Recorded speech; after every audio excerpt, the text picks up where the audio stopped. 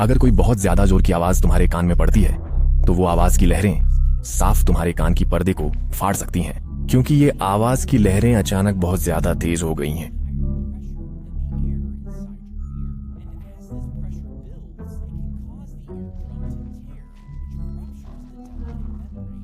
अचानक तुम उस कान से कुछ नहीं सुन पा रहे हो और वो कान बहुत दर्द कर रहा है। अब कान की पर्दा आगे चलकर ठीक तो हो जाएगी, लेकिन उसमें कुछ हफ्तों का समय लगेगा कि वो फिर से नॉर्मल हो जाए।